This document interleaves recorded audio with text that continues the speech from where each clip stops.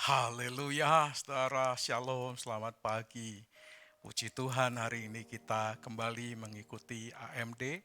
Saya berdoa ini akan memberkati kita. Kali ini kita akan membahas Keluaran 25 ayat 10 sampai 15. Kita akan mencoba merenungkan bagian yang sangat penting. Kenapa untuk pertama kalinya perintah untuk membangun kemah, bukan kemahnya dulu yang menjadi perintah pertama. Tetapi yang perlu dibuat terlebih dahulu adalah tabutnya. Tabut perjanjiannya dulu. Saya sempat berpikir, kenapa tidak rumahnya dulu, baru isinya. Tapi kenapa yang dibuat terlebih dahulu adalah tabutnya. Tabut perjanjian menjadi hal pertama yang harus dibuat oleh Musa. Saya belajar satu hal. Ini bicara tentang mengutamakan Tuhan dan mendahulukan Tuhan. Oleh karena itu tema kita pagi ini adalah mengutamakan Tuhan, mendahulukan Tuhan. Nanti Saudara Adi akan bantu kita membaca bagian ini, tapi sebelumnya mari kita berdoa. Kami bersyukur untuk pagi hari ini Tuhan. Kami menikmati hari yang baru, kami menikmati indahnya kehidupan ini ketika kami dapat menghirup udara, oksigen, sehingga memenuhi ruangan paru-paru kami. Sehingga teralirkan sampai ke otak, sehingga terjadi oksigenisasi di otak. Otak menjadi segar, bekerja dengan baik, membuat tidak adanya penyumbatan, membuat tidak adanya pembekuan di dalamnya. Karena oksigenisasi dapat berjalan, dialirkan ke seluruh tubuh kami. Terima kasih Bapa, kami mengucap syukur. Kau memberkati tubuh kami. Kami menyerahkan AMD ini supaya menjadi berkat bagi kami. Sebelum mengawali hari, kami ingin mengawalinya bersama dengan Tuhan dan firman Tuhan. Di dalam nama Tuhan Yesus, kami berdoa. Amin. Keluaran 25 ayat 10 sampai 15. Silakan adik. Keluaran 25 ayat 10 sampai 15. Haruslah mereka membuat tabut dari kayu penaga, 2,5 hasta panjangnya, 1,5 hasta lebarnya, dan 1,5 hasta tingginya. Haruslah engkau menyalutnya dengan emas murni, dari dalam dan dari luar engkau harus menyalutnya, dan di atasnya harus kau buat bingkai emas kelilingnya. Haruslah engkau menuang 4 gelang emas untuk tabut itu, dan pasanglah gelang itu pada keempat penjurunya, yaitu gelang pada rusuknya yang satu dan 2 gelang pada rusuknya yang kedua. Engkau harus membuat kayu pengusung dari kayu penaga dan menyalutnya dengan emas. Haruslah engkau memasukkan kayu pengusung itu ke dalam gelang yang ada pada rusuk tabut itu, supaya dengan tabut itu dapat diangkut. Kayu pengusung itu haruslah tetap tinggal dalam gelang itu, tidak boleh dicabut dari dalamnya. Ya, saudara, saya ini kagum saudara dengan Musa. Kenapa saya kagum dengan Musa? Karena saya tidak tahu bagaimana Musa dapat mencatat semua perintah Tuhan dengan detail, saudara. Dengan rinci, satu demi satu perintahnya bisa diingat sedemikian rupa. Saya berpikir, apakah pada masa itu Musa sudah memiliki kertas untuk menuliskan semua catatan-catatan penting perintah Tuhan, ataukah hanya kata-kata utama saja, yang lain adalah tambahan Musa? Saudara, saya membayangkan pada masa itu Musa menulis pada secari kertas, tapi pada masa itu belum ada kertas. Yang saya tahu pada masa itu orang mencatat bukan di kertas atau belum di atas kertas. Bisa saja ditulis di kulit pohon, saudara. Bisa saja ditulis di tongkat Musa, karena pada masa itu orang-orang yang membuat tongkat itu mengukir semua story sejarahnya itu di tongkat mereka. Jadi kalau saudara ketemu dengan tongkat-tongkat orang-orang di masa lampau, itu ada ukiran catatan-catatan yang ditulis di tongkat mereka untuk mengingat peristiwa demi peristiwa. Tapi bisa juga pada masa itu Mesir sudah memiliki teknologi membuat kertas seperti yang kita tahu hari ini disebut sebagai papirus. Kertas papirus, kalau saudara pergi ke Mesir, saudara bisa membeli itu dengan cukup mahal, murah di tepi-tepi jalan. Ada papirus, saudara. Bisa juga ditulis di atas kulit binatang. Tulisan-tulisan itu ditulis di atas kulit binatang atau pada tempat-tempat tertentu. Seperti loh batu misalnya. Tuhan toh menuliskan hukumnya di loh batu. Tapi yang jelas begini saudara, apa yang satu ini dapat mengingat semua, ini sesuatu yang luar biasa. Musa mengingat semua apa yang Tuhan perintahkan dengan sangat detail, tepat seperti yang Tuhan kehendaki. Saudara, ini luar biasa.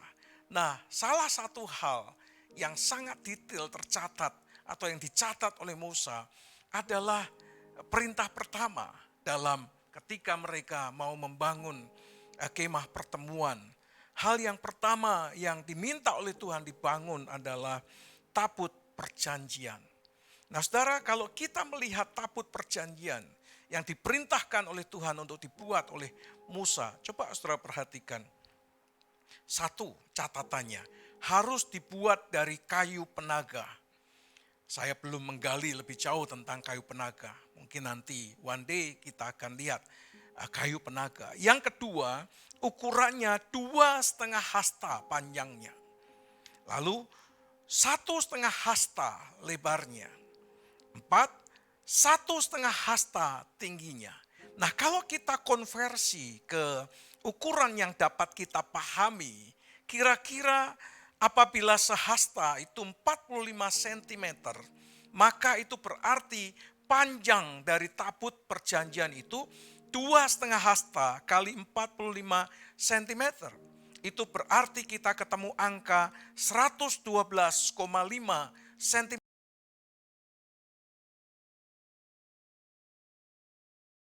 Sentimeter dengan ukuran yang sekarang. Lebarnya 1,5 hasta kali 45. Itu berarti 67,5 cm.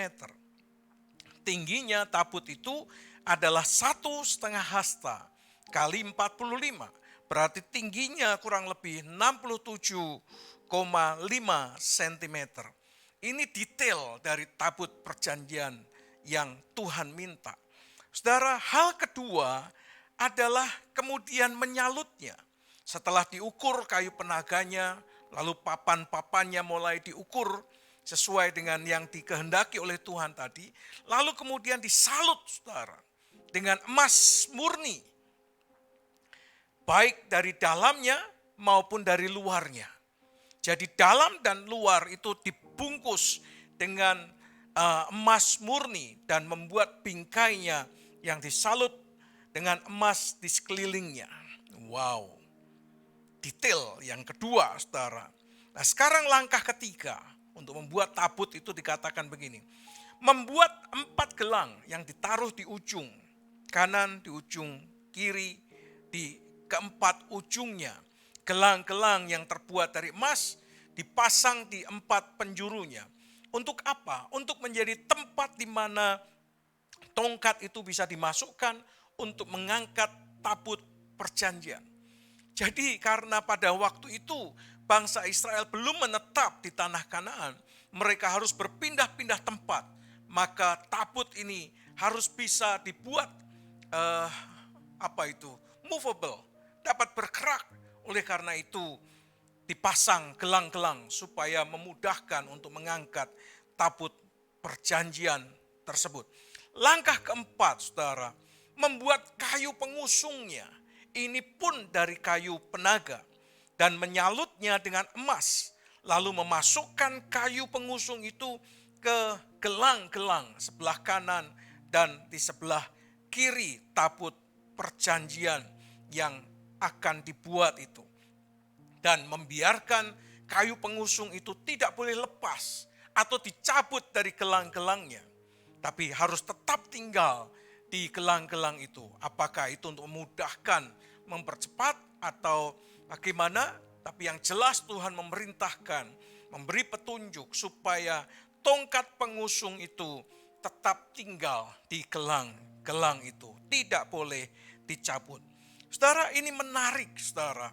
Untuk pertama kalinya yang dibuat bukan kemahnya, tapi yang dibuat adalah tabutnya dengan ukuran-ukuran yang sangat detail. Dan saya percaya ini bukan ukuran yang meaningless, yang tidak ada artinya. Pasti ada artinya. Kenapa harus panjangnya sekian? Kenapa harus lebarnya sekian? Harus tingginya sekian? Pasti ada maksudnya, tapi kita belum sampai ke sana. Kita tidak menggali sampai sedetail itu. Kita hanya melihat pesan apa yang Tuhan ingin sampaikan melalui tabut perjanjian ini. Saudara, yang dibuat pertama adalah tabut perjanjian. Saudara, tabut perjanjian adalah lambang, simbol dari kehadiran Allah sebetulnya. Karena di atas tabut itulah tiang awan dan tiang api itu berada. Di atas tabut itulah berhenti tiang awan dan tiang api berada. Di atas tabut itulah kemuliaan Allah berada, menjadi tempat di mana Allah hadir. Jadi tabut perjanjian adalah simbol lambang kehadiran Allah di tengah-tengah bangsa Israel. Saudara, apa artinya ini? Artinya adalah hal yang utama dan hal yang terutama adalah Tuhan. Kenapa harus menjadikan tabut terlebih dahulu? Karena di sanalah Allah hadir. Di sanalah awan kemuliaan Tuhan turun. Sehingga yang lain-lain itu nanti. Yang utama adalah Tuhan hadir dulu. Tuhan ada di tengah-tengah mereka. Sehingga dengan demikian yang utama dan terutama adalah Tuhan. Oleh karena itu kita belajar satu hal. Jadikanlah Tuhan yang utama dan pertama. Seperti hukum Taurat, saudara. Seperti hukum yang disimpulkan atau yang disimpulkan oleh Tuhan Yesus Kristus. Hukum yang pertama dan yang terutama adalah kasihilah Tuhan Allahmu dengan segenap hatimu, dengan segenap jiwamu, dengan segenap akal budimu, dengan segenap kekuatanmu. Saudara, yang utama dan terutama adalah Tuhan dalam kehidupan kita. Saudara, ada banyak orang menyusun skala prioritas dalam hidupnya. Ada prioritas-prioritas yang dia tetapkan. Oh, ini prioritas utama. Oh, ini tidak utama. Oh, ini secondary. Oh, ini tidak yang utama. Jadi ada prioritas, skala prioritas yang ditetapkan dalam hidupnya. Dan kira-kira Tuhan itu ditempatkan di prioritas yang mana? Tuhan itu kita tempatkan sebagai prioritas yang mana? Seringkali Tuhan itu ditempatkan sebagai skala prioritas yang terakhir. Ada teori-teori yang mengatakan yang pertama itu keluarga. Yang kedua itu pekerjaan. Yang ketiga itu baru pelayanan katanya.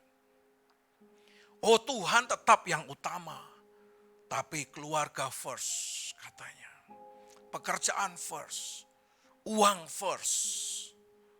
Tuhan, pelayanan, oh itu secondary saja. Oh itu bagian kalau kami bisa. Oh itu bagian kalau kami itu ada waktu. Oh itu bagian kalau kami ada kesempatan. Saudara, seringkali di dalam skala prioritas yang kita tetapkan, Tuhan seringkali dan pekerjaannya tidak menjadi skala prioritas. Tetapi sebaliknya, saudara, ada orang-orang yang secara khusus menempatkan Tuhan sebagai skala prioritasnya. Tapi prosentasenya mungkin tidak sebanyak dari prosentase orang yang meletakkan Tuhan sebagai skala prioritas terakhir sebelum yang lainnya, setelah yang lainnya ditempatkan yang utama. Saudara, ada satu orang yang bahkan dia belum mau membeli rumah. Saya mendengar sebuah kesaksian. Saya kagum dengan kesaksian ini. Dan saya percaya ini kesaksian yang benar sekali. Karena saya tahu dan saya mengenal. Dan saya bisa merasakan itu setelah saya flashback. Kenapa kok ini tidak pindah? Ternyata alasannya ini. Suatu hari saya ketemu di tempat ngopi, seseorang bercerita. Ada satu orang yang bahkan dia belum mau membeli rumah dan membangun rumahnya sendiri sebelum dia berhasil membangun rumah Tuhan. Dan ketika rumah Tuhan selesai dibangun, saudara, dia mulai membeli rumah yang lain. Dan kemudian membangun rumah itu. Dan kemudian dia tinggal di rumah itu. Setelah rumah Tuhan jadi, dia membeli rumah dan membangunnya. Ada orang-orang yang seperti ini. Tapi berapa banyak orang yang punya hal atau sikap hati yang seperti ini? Tidak banyak. Orang yang seperti ini jarang, tapi orang ini adalah orang yang militan sebetulnya di dalam Tuhan. Saudara, apa yang harus dilakukan dengan semua persembahan yang diangkat atau yang dipungut dari umat Tuhan itu? Yaitu membuat tempat kudus bagi Tuhan. Tujuannya adalah apa, saudara? Tujuannya adalah Allah berdiam di tengah-tengah umatnya. Saudara, saya berdoa, saudara. Kiranya inilah yang terjadi di dalam kehidupan kita. Kita punya skala prioritas. Dan kita tempatkan Tuhan sebagai skala prioritas. Supaya Tuhan tinggal di dalamnya. Supaya Tuhan ada di tengah-tengahnya. Saya berdoa, saudara. Utamakan Tuhan. Tempatkan Tuhan yang terutama. Dan yang pertama dalam kehidupan kita. Tidak perlu se-ekstrim orang yang tadi saya saksikan. Tapi paling tidak kita punya sikap hati. Bahwa sebelum segala sesuatu, kesenangan kita terpenuhi. Mari coba utamakan Tuhan. Supaya Tuhan ditempatkan menjadi yang terutama dalam kehidupannya. Amin, saudara. Saya berdoa kiranya ada tabut Tuhan di tengah-tengah hidup saudara. Ada tabut Tuhan di tengah-tengah keluarga saudara. Ada tabut Tuhan di tengah-tengah pekerjaan saudara, usaha saudara, perusahaan saudara. Ada tabut Tuhan di tengah-tengah studi saudara. Ada tabut Tuhan di gereja, di tempat di mana kita melayani. God first. Bukan lady first, tapi God first. Mengutamakan Tuhan di atas segalanya. Amin. Tutup Alkitabmu, mari kita berdoa. Tuhan, kami mengucap syukur, terima kasih untuk anugerah, untuk kebaikan Tuhan yang Tuhan limpahkan dalam kehidupan kami. Terima kasih Bapa. Kami mau belajar untuk mengutamakan Tuhan dalam kehidupan kami. Sehingga kami boleh menempatkan Tuhan sebagai skala prioritas dalam hidup kami. Mengutamakan Tuhan. Menunjukkan kami kepada kami bahwa kami tidak khawatir dengan hal yang lainnya. Karena hal yang lainnya akan dicukupkan oleh Tuhan. Terima kasih ya Tuhan, kami mengucap syukur. Terpujilah nama-Mu kekal selama-lamanya. Kami menyerahkan perjalanan kami, aktivitas kami, masa libur kami, masa kebersamaan kami dengan keluarga dalam anugerah Tuhan yang sempurna. Di dalam nama Tuhan Yesus, kami berdoa. Kiranya damai sejahtera dari Allah Bapa, cinta kasih sayang daripada Tuhan Yesus Kristus, persekutuan, pertolongan, pimpinan dan kuasa Roh Kudus, menyertai saudara sekalian dari sekarang sampai selama-lamanya. Di dalam nama Tuhan Yesus Kristus. Amin. Puji Tuhan, saudara. Cuti bersama semakin mendekat. Dan sebentar lagi kita memasuki masa libur. Ada orang yang tidak pergi, ada orang yang pergi. Dan saya berdoa bagi saudara yang pergi, kiranya Tuhan menyertai saudara. Tuhan memberkati saudara. Dan kiranya kebersamaan dengan keluarga, dengan orang-orang yang saudara cintai, membuat saudara semakin termotivasi. Amin. Amin. Selamat beraktivitas, selamat menikmati hari ini. You are blessed.